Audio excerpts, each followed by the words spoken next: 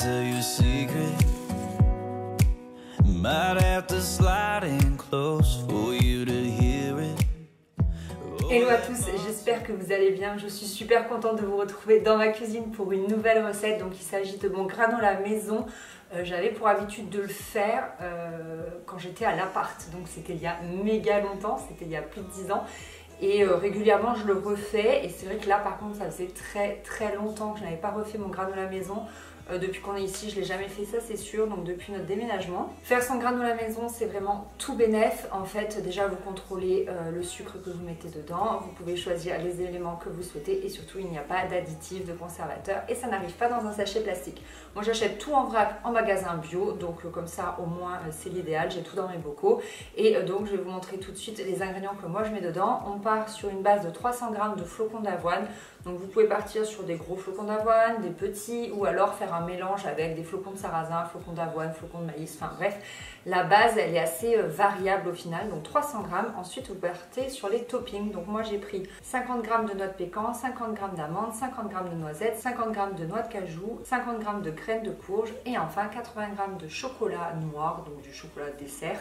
Moi je l'achète en vrac en magasin bio. Donc c'est là vraiment vous pouvez modifier un petit peu tout, c'est-à-dire que vous pouvez partir sur un granola avec juste des amandes, donc à ce moment-là vous doublez voire triplez la mise, ou alors vous partez sur un granola amandes noisettes, enfin bref vous pouvez vraiment varier les toppings. Vous pouvez ajouter aussi des noix, j'ai pas mis de noix par exemple, vous pouvez mettre des graines de lin, vous pouvez vraiment mettre plein de choses, c'est selon vos goûts. Donc ça c'est pour la base sèche, parce qu'ensuite il vous faudra du sirop d'érable, du sirop d'agave et si vous aimez ça du miel. Moi j'aime pas spécialement le goût du miel et encore moins la texture, mais bon là la texture c'est pas le problème, c'est vraiment le goût. Donc vous pouvez mettre une cuillère à soupe de miel si vous aimez ça. Tout d'abord nous allons concasser nos oléagineux, donc on commence par les amandes. Les amandes sont hyper intéressantes d'un point de vue nutritionnel.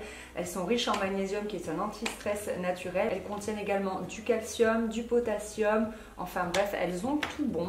Selon vos goûts, vous pouvez sinon partir également sur des amandes effilées si vous préférez la texture dans le granola. Voilà, une fois que la taille de vos amandes vous plaît, vous pouvez les rajouter à votre saladier de flocons d'avoine. On passe aux noisettes qui, elles, sont riches en manganèse, en cuivre, en phosphore et en potassium, mais aussi en vitamines B9, B1 et E. Bref, c'est également une source de fer, de magnésium, de zinc, de calcium. Enfin, là aussi, les noisettes, elles ont vraiment tout bon. De la même manière, une fois que votre concassé de noisettes vous convient, vous pouvez le rajouter à votre saladier. On passe aux noix de cajou qui elles aussi sont riches en magnésium et en vitamines et elles permettent notamment de prévenir la fatigue et de combattre le stress. De la même manière, une fois que c'est ok pour vous, on rajoute le saladier. Et enfin on termine avec la noix de pécan qui est riche en antioxydants et surtout en très bons gras. Allez, c'est bon pour moi, je rajoute à mon mélange. Quant aux graines de courge, on les ajoute telles quelles, moi je ne vais pas les concasser. Elles sont elles aussi antioxydantes, riches en vitamines et en nombreux minéraux comme le fer, le zinc, le magnésium. Et surtout elles sont riches en protéines, donc c'est pour ça que c'est assez intéressant de le mettre dans un granola. Tant qu'on en est à cette étape, on va concasser notre chocolat, mais on ne va pas l'ajouter maintenant parce qu'il ne doit pas cuire. C'est vraiment plus pour faire des pépites en fait et on le mettra à la toute fin. Alors moi je préfère concasser mon chocolat plutôt que d'acheter des pépites parce que comme ça les morceaux sont encore plus gourmands.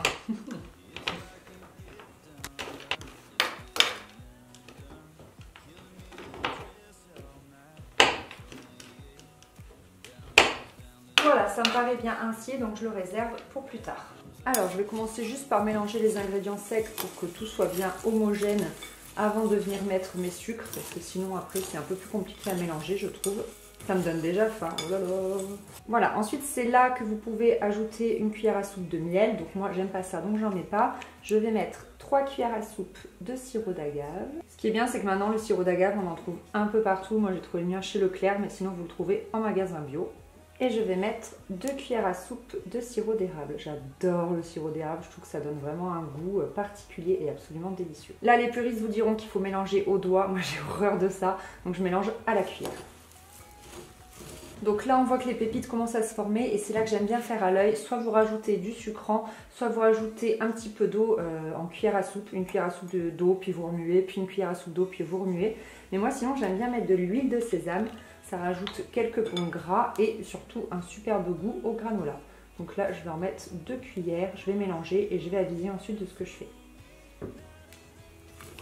C'est à ce stade également que vous pouvez rajouter, si ça vous plaît, des épices. En fait, vous pouvez mettre un mélange de 4 épices ou juste de la cannelle ou alors un mélange d'épices spécial pain d'épices. Enfin bref, vous pouvez vraiment faire selon votre choix, vos goûts.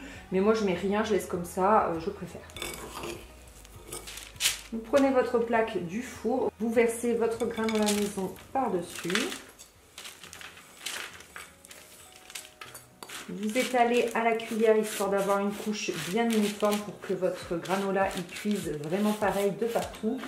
Et surtout, moi j'aime bien l'écraser comme ça à la cuillère pour bien compacter le tout et être sûr que ça me fasse des grosses pépites. Voilà, je trouve ça déjà absolument magnifique, franchement c'est trop beau avec les couleurs et tout, les graines de courge, enfin il est trop beau, j'ai trop hâte de le goûter. Là on va enfourner pendant environ 30 minutes à 150 degrés, mais comme d'hab on surveille, on fait pas de bêtises. Si vous voulez le retourner, vous pouvez le retourner, moi je préfère le laisser comme ça pour vraiment qu'il grille et qu'il me fasse des grosses pépites. Et vous allez voir après quand je vais sortir ça du four.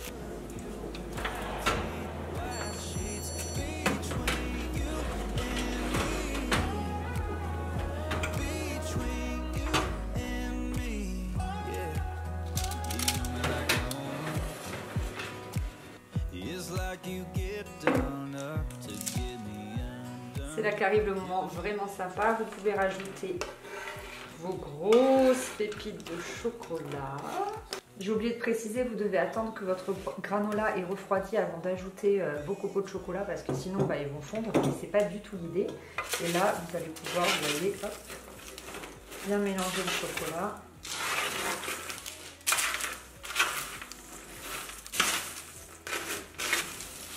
Ensuite, vous prenez une boîte hermétique. Donc moi, la mienne, elle vient de chez Monoprix. Elles sont revenues en stock. Si vous voulez, je vous mettrai le lien sur le blog. Et voilà, vous n'avez plus qu'à remplir votre bocal. Et là, dans la maison, mais ça sent divinement bon.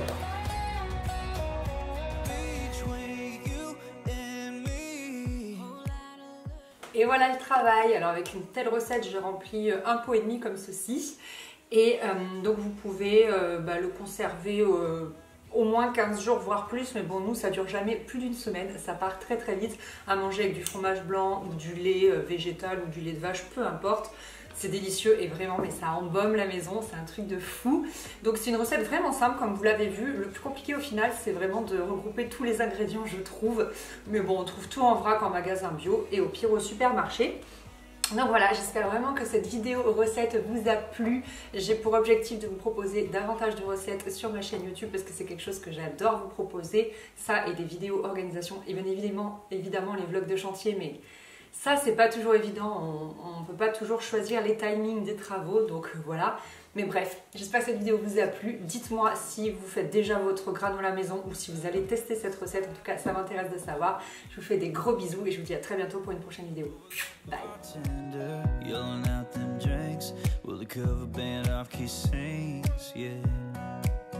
Can I tell you a secret?